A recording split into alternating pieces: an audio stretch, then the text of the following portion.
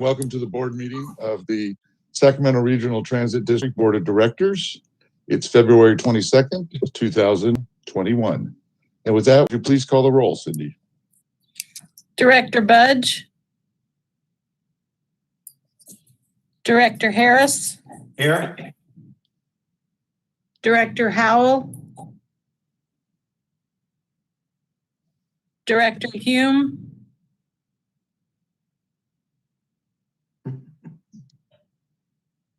Director Jennings. Here. Director Kennedy. Here. Director Natoli. Here. Director Chenier.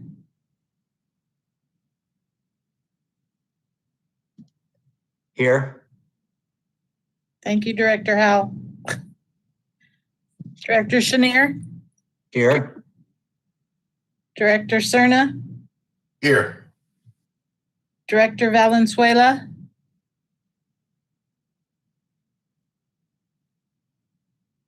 She just indicated in her chat she's having technical difficulties. Okay, I do see her, however. Oh, looks like she got off and may come back on. Chair Miller. Here. Let me go back. Director Budge. Director Howell. And Director Valenzuela doesn't look like she's back on. However, we do have a quorum. Okay, thank you. Well, with that, let's start with the Pledge of Allegiance. Everybody would unmute their microphones and join me.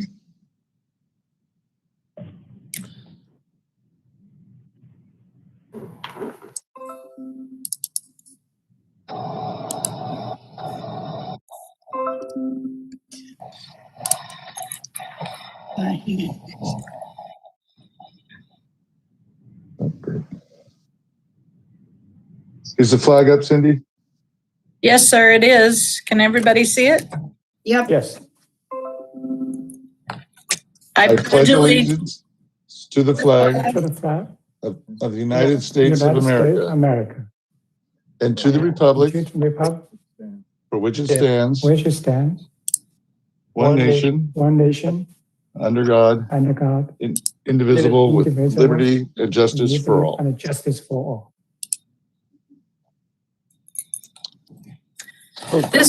This meeting of the Sacramento Regional Transit District will be streamed live on SacRT's website and will be cablecast on Metro Cable 14, the local government affairs channel on Comcast Consolidated Communications and AT&T Uverse.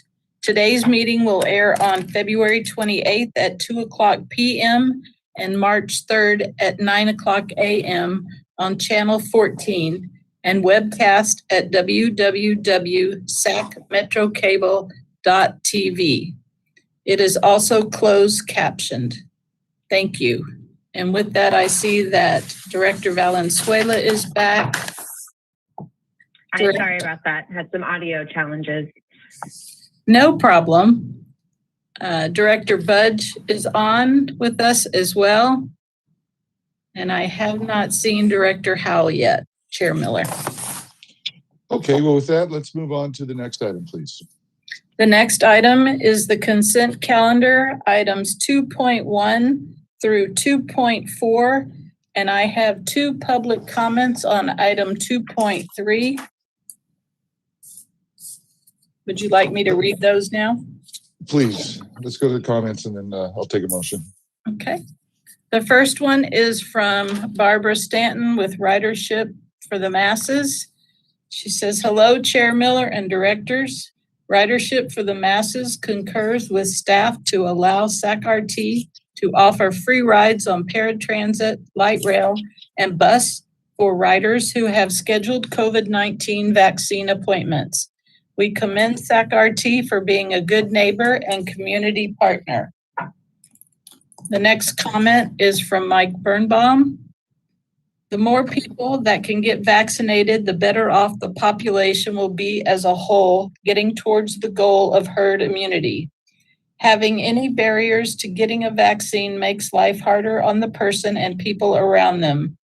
One of those barriers to be eliminated is that of transportation options in going to and from a vaccine appointment. While the district financial loss is a bit concerning, the goal of this item nonetheless is to provide help to people. To that end, the information presented and how this will all play out makes a lot of sense. Thank you, Deborah, for presenting this last Wednesday via Zoom during the monthly meeting of the Sacramento Metro Advocates for Rail and Transit. This was a very educational presentation with a lot of knowledge gained from listening session last week.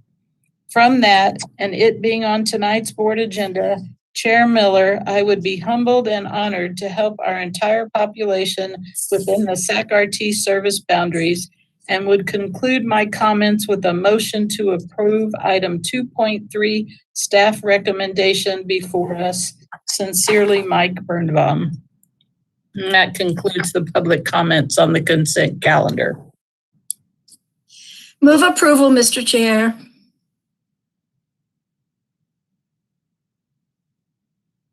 I'll second. You're muted, Steve. On your mic.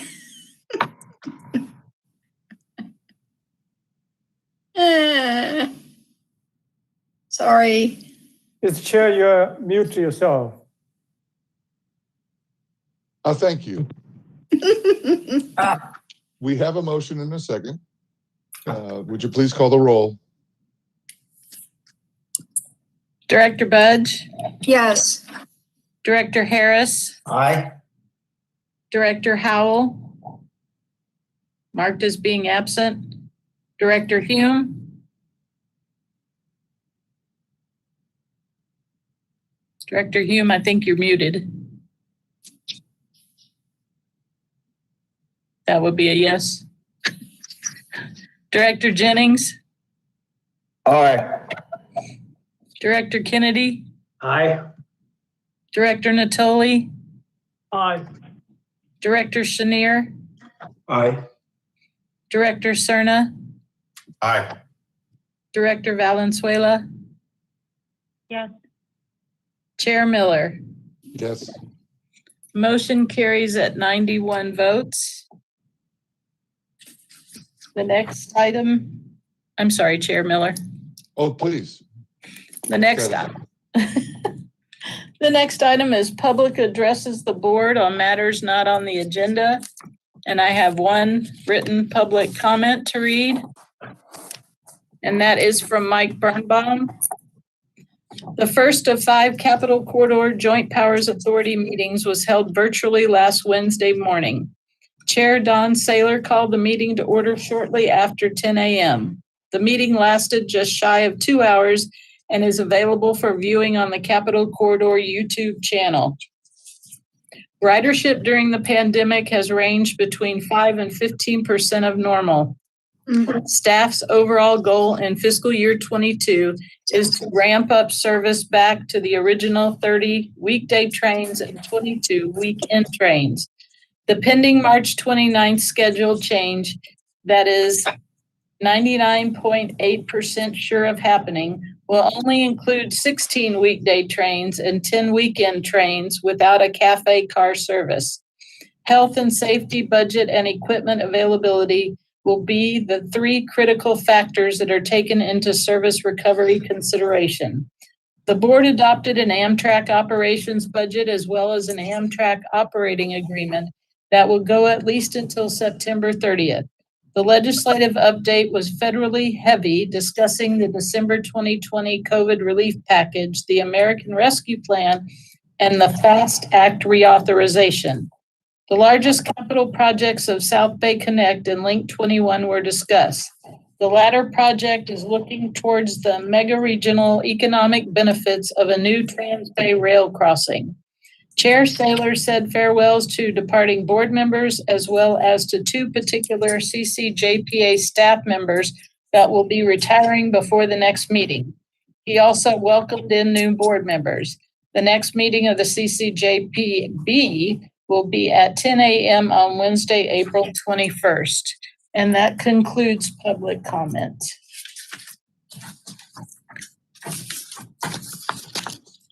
Chair Miller, you're muted yourself again. Hey, but I got a cool background. Yeah, you do. That's true. That's true. That's true. Okay, there's no new business. Can we move to the next item, please? Absolutely. The next item is the general manager's report, and I have one public comment on that item. Would you like me to read it now or later? That would be fine. Thank you. The public comment is from Mike Barnbaum. Mark and Julie, there were no presentation materials or PowerPoint presentations in the agenda packet. So my questions for both of you and what you present at tonight's meeting is along the lines of potential funding to the Sacramento Regional Transit District and how lenient or how stringent the money can be used. For example, can any of the legislative packages, state and or federal, that are being presented tonight be used for both operating and capital or only for one? If the potential funds are flexible, can the funds then be looked at to go towards service changes and or service improvements on bus and light rail, as well as zone expansions on Smart Ride, including but not limited to the creation of new zones that don't currently exist, and expanding both the span of service hours on weekdays and adding the service on weekends and holidays too. Sincerely, Mike Barnbaum. And that is the only public comment I have for that item. Thank you, Cindy. Henry? Yes, sir. Good evening, Chair Miller, members of the board, and the public. To begin my remarks, I would like to first introduce SACRT's government affairs advocacy teams, both from the federal and state levels, to update us on what we can expect from the new legislative cycles. This is a tradition, once a year we invite our advocacy groups to update the board what is going to happen in this new year. SACRT is thankful for the highly effective advocacy in DC and here in Sacramento, as transit agencies across the nation navigate these uncertain and difficult times. We're also incredibly grateful for the federal relief funding we have received to date. Junior and Jeff, please introduce yourselves and go ahead to share more great news from federal perspectives with us. Now, after that, Mark, please share some insightful state news with us too. That being said, Junior, please take over. Thank you, and it's a pleasure to be here this evening, Chair Miller and members of the board. My name is Julie Minerva, and I'm a partner at Carpy and Clay in Washington, D.C. I'm joined this evening by Jeff Booth of Booth Transit Consulting. So I will do a quick presentation, and then Jeff and I will both be available for questions.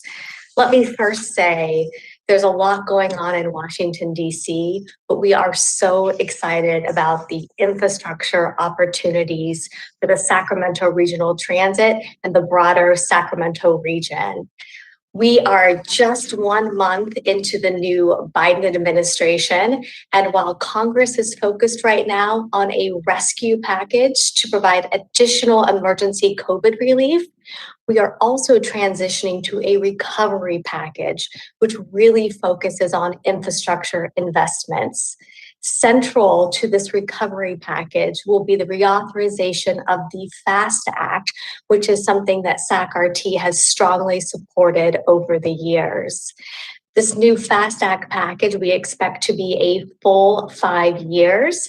And you may recall that last summer, Congress passed the first iteration of a FAST Act reauthorization as part of HR 2, the Moving Forward Act.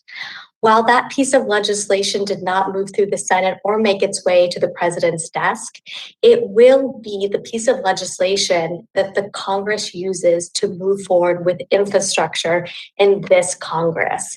There is strong support for transit programs within the Moving Forward Act, including the capital investment grant programs, bus and bus facilities programs, and all of the formulas that are supported.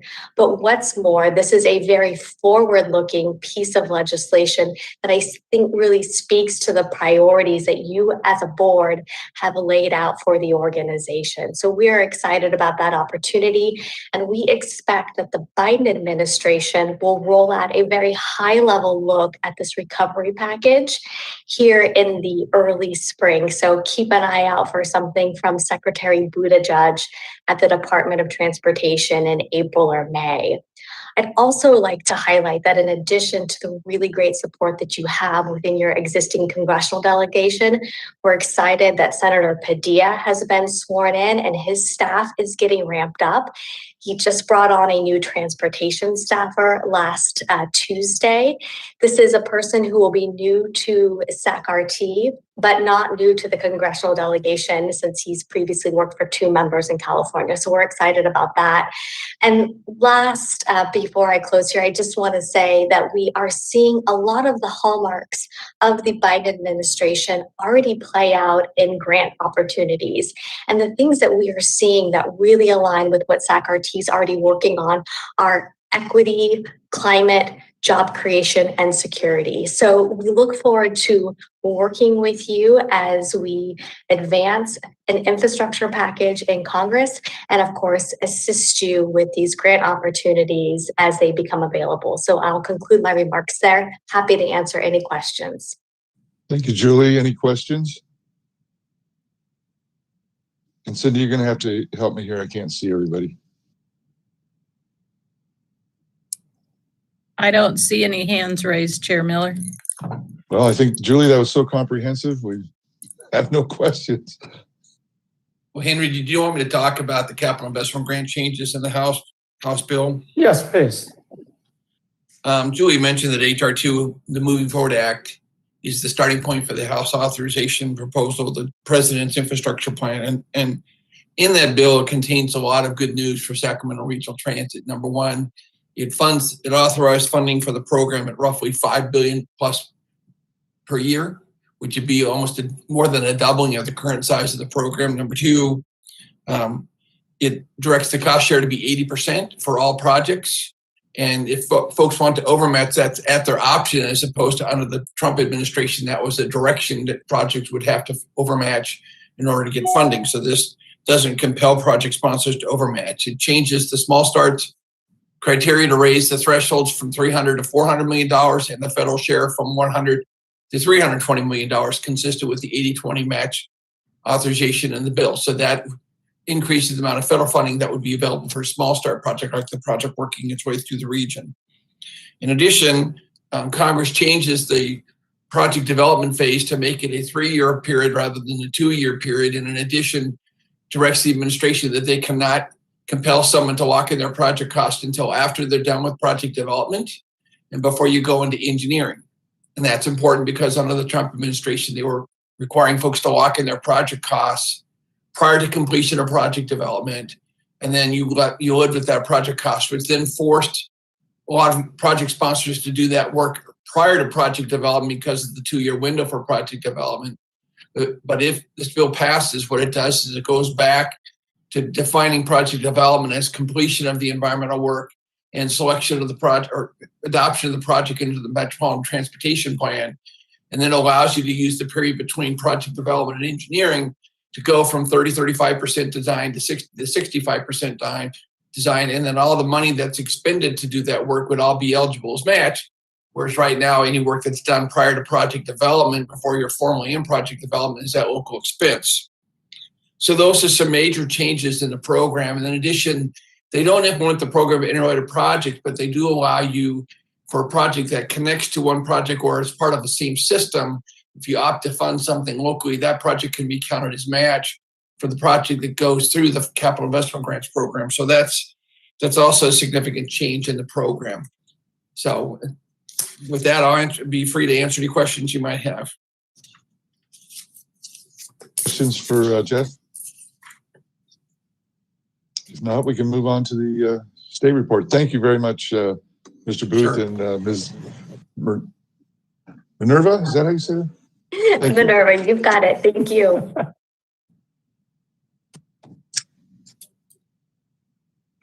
Is it my turn now?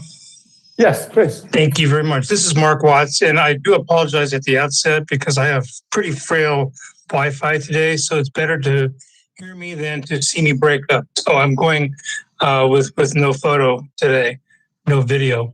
I'm going to catch you up with what's been going on in the Capitol since the legislature returned for a brief moment in December and are more engaged now. Friday was the last day for bill introductions, so we're still sorting them out. There were first cuts made. We've shared with your staff, and now we'll see what the legislature has produced. The main focus between January and this period, as we were waiting for the deadline for bills, was the focus was on the governor's proposal for early and near-term action on budget requests for amending the current year budget. And those are nearing the final stages. Today, they had a budget committee hearing to go over a half a dozen or more bills that will provide assistance to Californians and to small businesses and start the reopening of schools on a more formalized basis. The committee structure in the Capitol has been focused a bit for the last couple of weeks on budget subcommittees as they start to take a look at the governor's budget proposal for the coming fiscal year. And in addition, we are now seeing bill hearings for policy committees being set. We learned today that the Senate has decided to waive the constitutional provision that required a bill to be in print for 30 days before it could be dealt with. So they're getting ready to start taking action. I would like to mention a few things dollar-wise in terms of the impact on the state budget on transportation programs. First, there's about a $20.6 billion overall budgetary program for the state revenues. They are projecting a modest diminishment of about $1.5 billion over the next 3 years in terms of gas tax revenues. But in the main, we are holding steady at the state levels. The core transit budget for California is seeing a continued increase, although it's a little bit less than what had been projected, of almost $700 million for state transit assistance programs. And that's good news for transit agencies because that money comes directly to you formulaically. And I think to see that amount coming through is, I think, a good surprise. We'll see how that holds when the actual dollar amounts rather than projections are provided at the May revision coming up. In addition, they're expecting nearly $500 million to be available for a competitive grant in the TIRCP program, which is largely funded by the Cap and Trade program. And finally, the low carbon transit program, which is similar to the SDA, is expected to come in at the projected levels. One of the better actions that have taken place within the budget is the proposal by the governor to provide TDA relief. So your local transportation funds that you receive at the county level that are shared with transit operators is seeing continuation of modifications to the efficiency standards that have been in place. And we'll see in his proposal that transit operators will be held harmless due to the ridership levels being diminished during this period. Financial penalties will be for noncompliance. These statutes will be eliminated for the time being. And finally, consistent with one of the requests from Mr. Birnbaum, there will be increased flexibility in the state transit assistance state of good repair program. It can be used going forward if the trailer bill is adopted it can be used by transit operators for operations as well as maintenance activities. Moving on several bills I want to bring to your attention. I won't go through a lot of them, but there's a couple of interesting ones.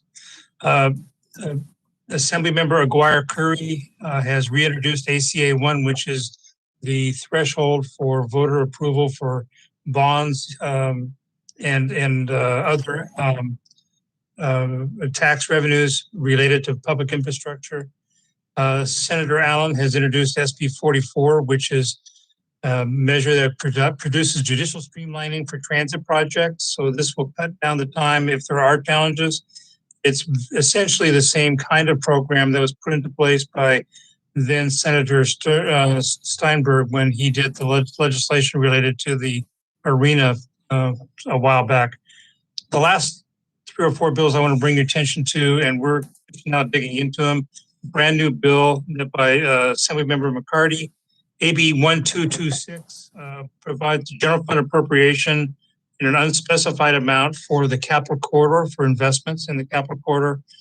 So we haven't got that happened on Friday, so we haven't got the opportunity to spend time digging into what his ultimate goal is with that legislation. Senator Wiener has introduced an extension of the road user charge pilot program authority.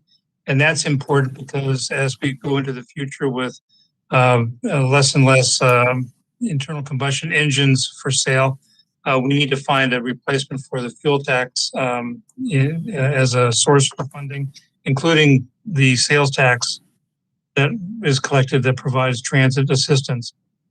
The most controversial bill that's erupted is AB 786. It would change the appointment process for the CTC's executive director from an appointment by the board to an appointment by the governor with Senate concurrence. And we're waiting to see how that's going to turn out. So overall, I have one last thing I want to share with you, and that is in the latter part of 2019, the governor issued a executive order in 1919, and that executive order challenged or required or asked the Secretary of Transportation to put together, in essence, a climate action plan. They identified about $5 billion in the annual budget process that are under control of various state agencies, including Caltrans and CalSTA. And the governor's challenge to them is, can you please try to align some of these state resources with projects that are require less and less greenhouse gas or produce less and less greenhouse gas emissions. We're now 1.5 years into the development. The Secretary's office is conducting outreach.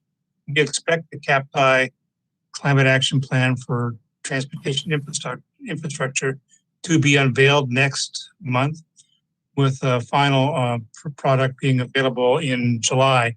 The reason I mention this is there's going to be a very, very heavy shift in programs like the STIP, the portion that the state controls, into more and more transit, less and less streets and roads. So I think this is yet another way for this administration to stand side by side with transit operators and provide for more mobility alternatives going forward. And with that, I'll bring my presentation to a close and be happy to take questions. Any questions for Mr. Watts? Well, thank you, Mark, for the presentation. It seems like this is a year to be in transit with the different administrations. So, Mr. Chairman? Yes. Hey, I just wanted to continue my, briefing. So again, first, thank you, Junior, Jeff, and Mark, for those precise and exciting updates and insights. And we're thankful to have your tremendous advocacy and the strong support of our federal, state, and local elected officials, and the congresswomen, congressmen, and our senators. They are, just extraordinary in terms of helping the region to secure more money. And this truly is a historical time in terms of massive federal and state funding to be available for transit industry to rescue and recover our economy. Sacramento has to seize this probably once a century time to advance our long-awaited capital projects, especially library extensions, north to the Thomas or Airport, south to Elk Grove, or northeast to Central Heights and Roseville. With that, I also want to take a moment to highlight an item the board approved just a few minutes ago. Starting March 1st, in coordination with Sacramento County Public Health, SACCOT will be providing free rides to and from COVID-19 vaccination appointments on all of our services. And we hope this will help the region get vaccinated so that together we can end the pandemic. But most importantly, we are eliminating barriers to access. And we have read some stories of seniors that have walked miles to receive a vaccine in a terrible winter storm in another state just last week. And this is not something we want to say in our region. We are very excited on this partnership and will be sure to report back after it launches. And speaking of the free fare programs, and we are also very excited to extend our ride-free RT K-12 program for a second year this past October. While the pandemic has disrupted our normal schooling, a study funded by Sutter Health and University of Texas regarding the program highlights some encouraging results. The report will be officially released very soon, but I do want to highlight some of the key findings. First, the ride-free RT program sponsored by Director Chenier from beginning increased ridership while significantly decreasing the share of students traveling to and from school by automobiles. Then second, the program increased access, including travel to important non-school destinations. We still say, based on our transit ambassador program, the feedback from our ambassadors, they saw about 50% of the school, the students' ridership. Still say 50% of students' ridership right now in this pandemic time, and the majority of those students, they travel to the non-school destinations. And the third finding is students report they're using public transit more to get to after-school and non-school activities because of this program. And the industry has recognized our success, and we routinely are taking meetings from our peers who are interested in replicating our program and the success. Anyway, we're the only transit agency who offered all free, fare free to all students from K to 12. So then continuing with the good news, we were recently informed that the California Department of Housing and Community Development has awarded SACCOT a little more than $2 million as part of the transit-oriented development housing program. The program goals are to facilitate higher density, affordable, and mixed income housing development within 1/4 mile of transit stations. And the fund infrastructure improvements necessary for the development of housing or improving access to transit. And the SACCOT received this funding to renovate the 13th Street and Arcaves Plaza stations as we move forward with our light rail modernization program. In addition, the Capital Area Development Agency, CADA, received funding to build a mixed-use housing project with no on-site parking in close vicinity of our 13th Street light rail station. So we're so happy, the TODs are very, popular right now in this region. You just read an article about the smart, the TOD development. They want to rebuild our light rail station. Besides that, I just want to provide a very brief update on Sacramento and the city of Elk Grove collaboration on the annexation, transit annexation effort. As part of the budget amendment the board approved tonight, we have set aside funds to cover transitional costs related to the potential annexation of Elk Grove transit service. Allowing this change in the budget will provide staff the ability and the direction to begin working on administrative procurement type processes, such as IT preparation related to the implementation. But no funds will be spent unless an agreement is reached. And Sacramento has been the operator, the transit operator, and the contract of Elk Grove's E-Train and the E-Van service since July 2019, and demonstrates quality service in our operations with high levels of customer satisfaction. And great thanks to Director Pat Hume and also Director Alternate Stephanie Newen. We have had many great meetings with city staff and now we're working with city staff on just a couple the remaining outstanding items on an annexation agreement, and plan to do a larger workshop with the board in March regarding the terms.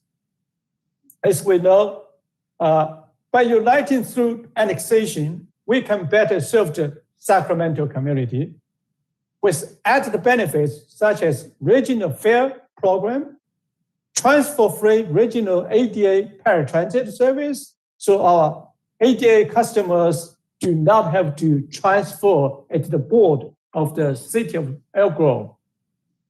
Increased competitiveness for federal and state grants, and the economies of scale, and more. So finally, to conclude my comments, I want to share some great news from Sacramento's financial health. Last March, S&P Standard & Poor's Global Ratings issued a negative outlook for all public transportation agencies because of the pandemic. And S&P just completed the review on Sacramento annual performance as of January 2021, and they improved our outlook from the negative outlook to stable outlook. We are among the first group of transit agencies to do that, to be able to do that, to get that upgrade. I mean, they continue to say we're doing better than most transit agencies. And this is truly a great news and reflective of the great work being done by Sacramento staff and the strong physical and the governance policies adopted by our board. Let me just allow me to read one point of the exact comment from S&P. There are many comments. I just want to read one. Very strong management and governance with an experienced management team with physically conservative policies and a considerable expertise and a record of success in routinely meeting or exceeding its physical targets, mitigating risk, and successfully managing the system. That is one of the many reasons they changed our outlook to stable. with that positive note, that concludes my report. Thank you, Mr. Chair. If you have anything, board and the chair, if you have anything, any questions. Thank you for the great report, Henry. It's always good to hear good news. Anybody have any questions for Henry? And hearing none, I did notice that, go ahead, Cindy. Oh, sorry, Chair. I raised my hand. I wasn't sure if that was the right protocol. I'm on my cell Didn't phone. mean I'm to having interrupt. trouble seeing anything, including my mute button. It's okay. Go My ahead, tech is Director not happy with Valenzuela. me today either. Yes, thank you. I just wanted to applaud Henry. So we pulled off something a couple weeks ago that I wasn't sure many board members knew about, and I wanted to brag a little bit about RT because I called Henry at 8 in the morning on a Friday because we were having trouble at the Galleria. Too many folks were showing up for that warming center, and as you know from our recent COVID scare, we wanted to limit entry, and so we were leaving 20 folks outside every night. So I called Henry at 8 in the morning and said, hey, can we get a bus down here when we do intake so that we can take the people down? And I'm telling you, by 8 p.m. that night, there was a bus parked at the Galleria ready to take folks to the overflow sites. And I just really want to commend Henry and his team and Chris and everybody for getting that done so quickly. We had a good 10 folks take advantage of that on average every night to go to a different site, and it wouldn't have been possible without RT's quick work on that. So thank you, and I hope that's the beginning of many more partnerships as we do this work together. Thanks, Henry, for that. Thank you, Director Valenzuela, and I'm sorry. Actually, I want to say this is a great teamwork between city staff and RT. And imagine in that day, because we have to have a contract, we have to get the both, city attorney's office and RT attorney, legal counsel to agree on that and sign on that, risk management. There's so many things going on that one day. That is just amazing in terms of getting that done. It's a great teamwork. I just want to say this. Yeah, thank you. Great story. Thank you for sharing. I did notice there's a written report of the San Joaquin JPA meeting in the agenda. Director Hume, do you have anything to add?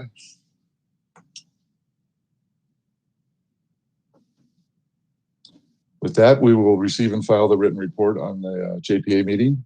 And in the agenda is also our SAC-RT meeting calendar. And again, Henry, thank you for a very upbeat general manager report. Appreciate it. Thank you, sir. Ms. Brooks, if you'd call the next item, please. It looked like Director Hume may have wanted to provide a comment. Patrick, you there? I'm trying to be there. Can you hear me okay? Yes, sir, Yeah, we now can we hear can. you. There we go. All right. Unlike the chair, I'm having audio problems, but my video is working perfectly. I just wanted to report, it's in the notes for the San Joaquin Joint Powers Authority meeting, but my colleagues down there voted to select me as chair for the next 2 terms. And so I will be heading up that organization. And as the director pointed out to me in discussing the working group meeting, I check a lot of boxes because not only am I from Sacramento region on the RT board, I'm on the station committee.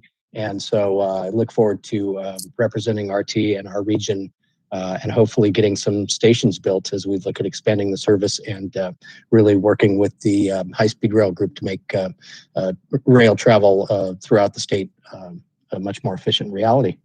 So thank you. All right. Congratulations on your appointment, Pat. Now I think we're ready for the next item.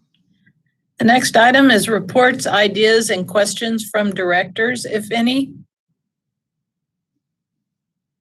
Anybody have anything? Hearing none, we can move on to the next item, please. The next item would be the announcement of closed session items, and I will read them for you. Item 13.1, conference with legal counsel pursuant to Government Code Section 54956.9, existing litigation. 2 cases: A, Robert and Loretta Bell versus SAC-RT. B, Susan Say versus SAC-RT. Additionally, there's item 13.2, conference with legal counsel pursuant to Government Code Section 54956.9D anticipated litigation, and we have 2 cases. Now, I will not be reporting out any action tonight, I do not believe. Is that correct?